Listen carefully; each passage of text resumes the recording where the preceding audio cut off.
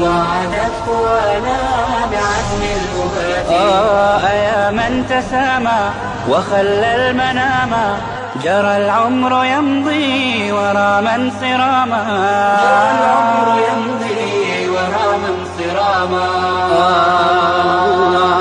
أعلام الرجال صناع الحياة. بسم الله الرحمن الرحيم. الحمد لله رب العالمين، وصلى الله وسلم وبارك على نبينا محمد وعلى آله وصحبه أجمعين. ما بعد، أيها الإخوة في الله، السلام عليكم ورحمة الله وبركاته.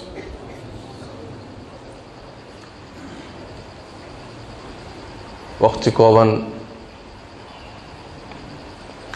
وأن ديرين إن شاء الله تعالى يعني كتابا دونا موضوع إصلاح القلوب. كدبنا وقتي بدن كيسا وحا لوgu talagalay su'aalaha quluubta waa xubinka ugu muhiimsan xubnaha bini aadamka.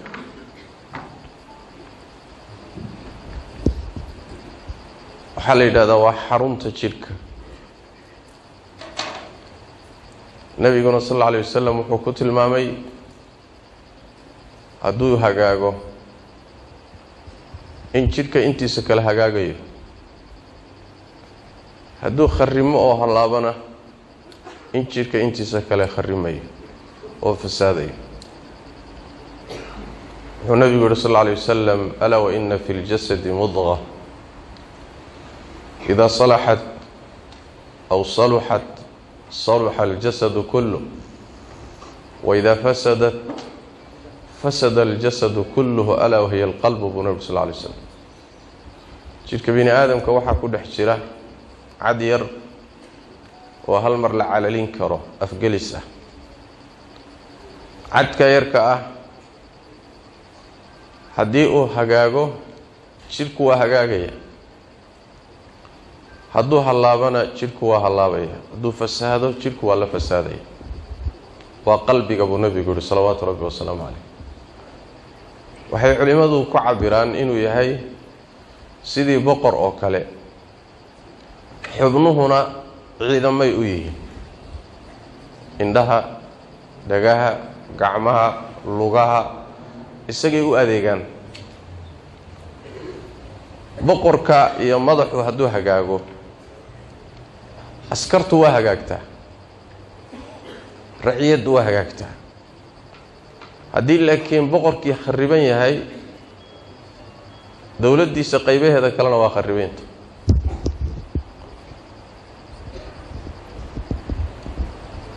qalbiga waa meesha allah tabaaraka wa tacaala uu addoommada ka fiiriyo iyo wixii uu dhalo qalbigu. nabigeenu wuxuu uhi sal alla alayh wasalam: ilaahay ma fiiriyo sawiradiinna iyo jirhkiinnu intuu leegyahay, walaakin yandur ilaa quluubikum wa acmaalikum. ilaahay wuxuu fiiriyaa qalbiyadiinna waxa ku jira iyo qalbiga waxa uu dhalay oo camalka ah ee xubnuhu sameeyeen. taasuu ilaahay fiiriyaa, laakiin jirhkaaga intuu la egyahay iyo sawirkaagu suu eegyahay midna wax ka soo qaad male. marka waa meesha ilaahay addoommada uu ka fiirinayo. waa meesha fitanka loo bandhigo. addoonka marka la fitnaynayo, fitanka meesha ay ku soo dhacaan oo loo bandhigo waa qalbiga. xadiidkii xudayfa tilmaamaya: tucradu alfitanu cala alquluub kalxasiiri cuudan cuuda. fitanka waa kuwa fitanka shubahaadka iyo shahawaadka, ama diinta oo kugu qalloocata oo si khalada aada u fahanto, ama ma ahee nafta oo shahwadeeda iyo doonideeda aada iska raacdo. waa labada cudur ee quluubta gasha: diin qalloocatay oo si khalada loo fahmo, iyo nafta oo kaa raacda shahwadeeda ood balwadeeda raacdo. cudurrada fitnadooda waxaa loo bandhigaa qalbiga iyagoo isdaba jooga fitankaasi. markaasay quluubtu qaybsamaysa. qalbi wuu cabbayaa sida isbuunyada oo kale ay biyaha u cabto buu qalbi fitnadii cabaya markaasuu madoobaanaya khayr laaw ku soo baxaya qalbina fitnadii marka loo bandhigo waa diidaya waa tufaya waa ka xajiimoonaya markaasuu wuxuu noqonayaa qalbi dhalaalaya oo adag iftiimaya sidaasuu nabigu salawaatu rabbi wasalaamu calayhi inoogu muujiyey qalbiga ahmiyadiisa haddaba qalbigu oo xubinka sidaa muhimka u ah wuxuu u baahan yahay ka shaqayn iyo islaaxin buu u baahan yahay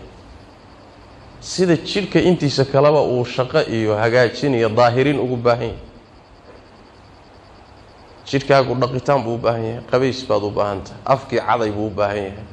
xubnihii daahirin bay u baahan yihiin maradii inaad dhaqdaad u baahan tahay inaad isnadiifisaad u baahan tahay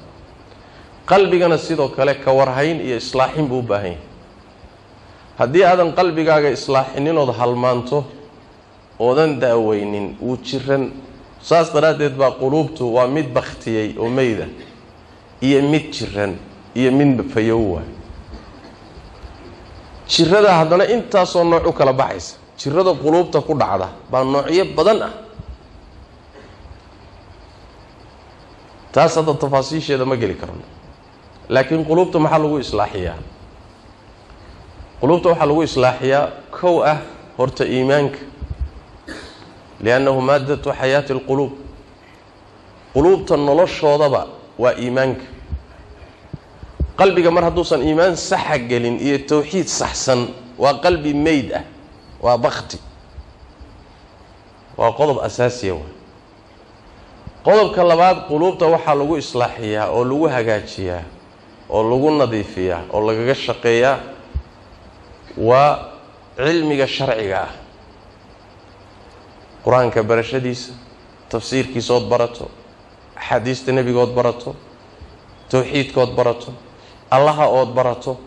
barashada diintu waa waxyaalaha qalbiga nadiifiyay ka mid oo quluubta dhaqa waxyaalaha quluubta islaaxiya waxaa ka mid ah akhrinta qur-aanka kariimka ood u akhrido adigoo macnihiisa dhuuxaya alaa bidikri illaahi tatma'inu alquluub qalbigu wuxuu ku xasilo waa ilaahay dikrigiisa dikriga qur-aanka u horeeya qalbigu wuxuu ku dego oo ku xasilo oo ku raaxaysto oo ku nasto waa ilaahay dikrigiisa marka qur-aanka markaad macnihiisa dhuuxdo oo si degan u akhrido qalbigaagu waa noolaanayaa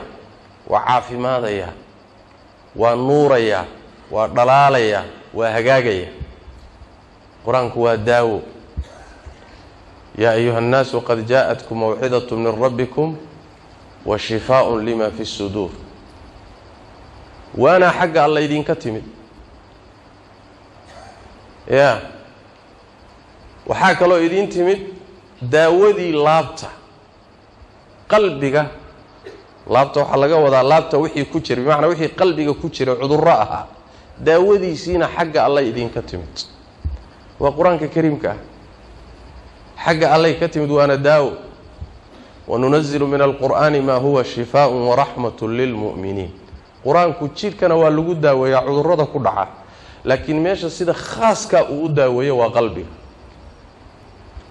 cudurro fara badan oo wax ka daaweyn kara uusan jirin buu ka saaraa waxaa qalbiga daaweeya sidoo kale oo lagu islaaxiyaa altafakur fi aayaati illaahi alkowniya qalbiga inuu ku foofo ilaahay aayaadkiisan waaweyn ee dhinacyahaaga ka muuqda qur-aankuna in badan buu inoo diraa hawshaa iyada ah qul innamaa acidukum biwaaxida an taquumuu lilaahi mathnaa wafuraada uma tatafakkaruu waxaad ku tidhaahdaa hal arrin un baan idinku waaninaya maxay tahay arrintaasi mid mid iyo laba laba intaad isu taagtaan fikira ya waxaad ka fikirtaa allah tabaaraka wa tacaala aayaadkiisa kowniga bal samadan kaa koraysay say u dhisanta tiir haya ma muuqdo wax tiira ma hayo haddana saasay u taalla ma soo dhacayso bal qaradeediiyo intay leegtahay fiiri dhulkan siduu u fidsan yahay fiiri bal buurahan la taagtaagay fiiri bal badahan fiiri iyo biyahooda iyo makhluuqaadka ku nool yaa bal geedahan fiiri bal noolahan arlada ka badan ee wada kala duwan fiiri bal naftaadu say u abuuran tahay fiiri adiga lafaaga sida jirkaagu isu saarayeen iyo naftan kugu jirtiyo sidan cajiibkeed u dhisan tahay bal fiiri wa fi anfusikum afala tubsirun markaad aayaadka ilaahay si dhab ah u dhuuxdo qalbigaaga wax badan baa iska bedelay yaa waa cibaadatu waxa la yiraahdaa waa cibaadatul aqli baa la dhahaa xubin walba cibaado leey aqliga cibaadadiisu waa tafakkur inuu fikiro quraanka taqriiban maadadaas kun meelood ka badan ayuu ku keenay aayaadka kawniga ah waxa la mid ah aayaadka tanziiliga quraanka kariimka ayagana inaad macnahooda dhuuxdo ayadana qalbigaaga waa islaaxinaya waxa kamida ilaahi daacadiis salaada tukanayso qalbiga nadiifinaysa sadaqada aad baxsanayso qalbiga nadiifinaysa xajki umradii dacwadii khayrka aad sameynayso dhikriga aad ku dhawaaqayso carabkaaga subhanallah alhamdulillah la ilaha illa allah allahu akbar la hawla wala quwwata illa billah dhikriga aad carabka ka akhrinayso qalbigaagu nadiifinaya shay ka ugu dahaaro badan waa ku daahirinaya waxa nafta nadiifiya oo sidoo kale lagu dhaqaa tawbada goordaad khaldanto dambi ka dhaco dambigu qalbigu daxalaynaya qalbigu daxal iyo wasakh saaraya waxa dhaqayana waa tawbada dadka nabi waa kii sallallahu alayhi wasallam adoonku markuu gafo qalbigiisa dhibic madow baa la saaraa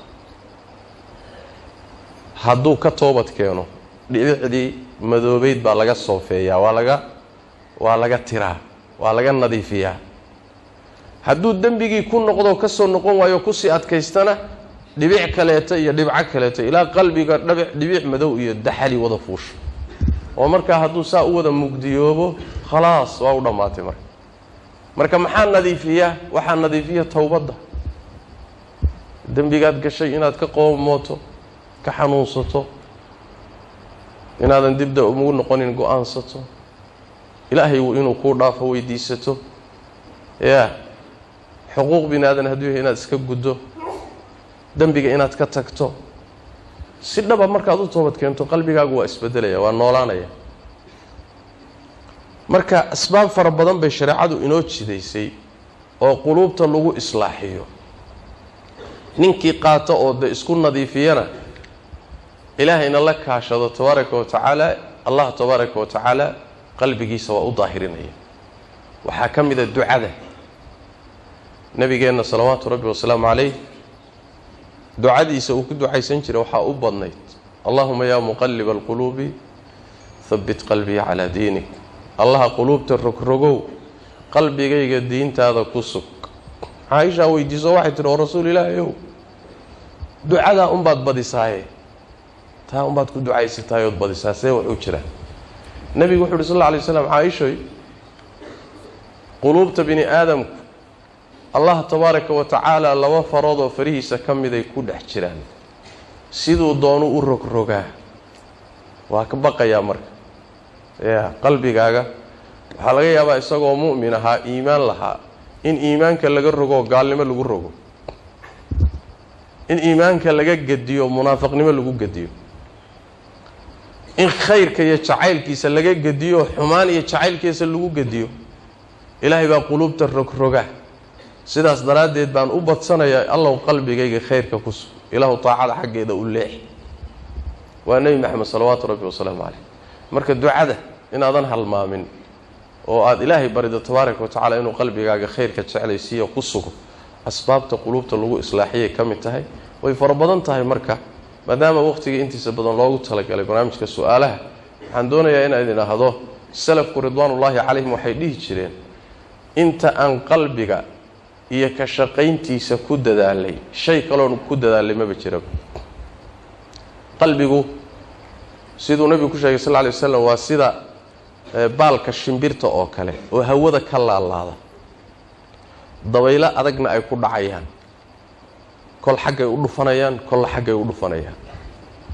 mawjadahaas ku imaanaya qalbiga baa rogrogay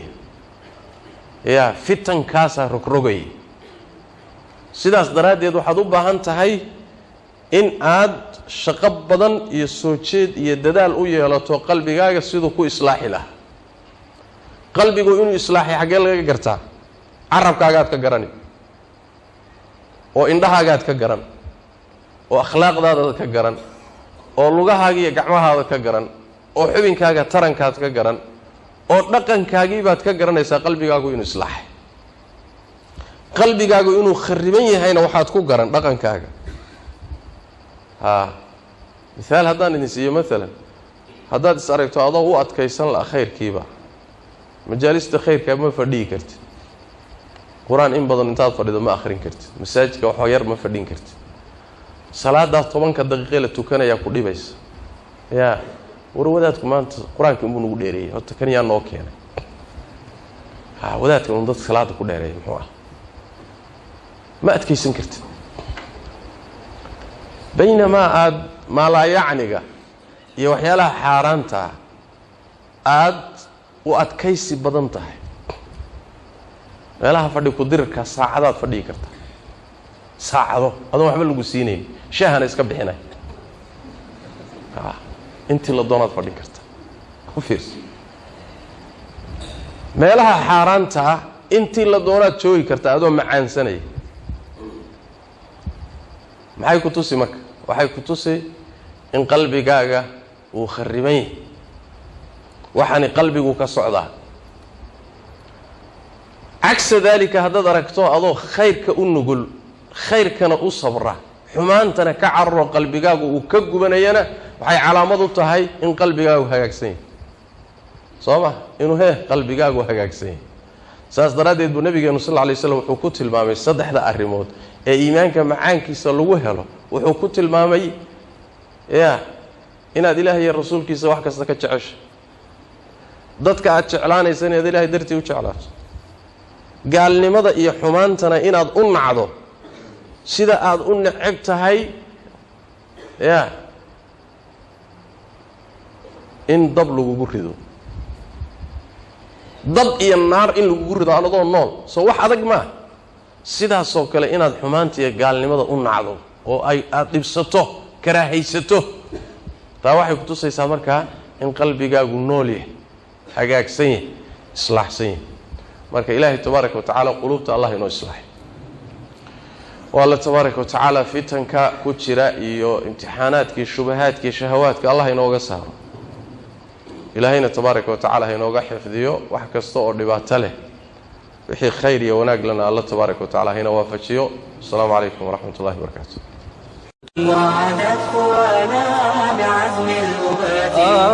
يا من تسامى وخلى المنام جرى العمر يمضي ورا من صراما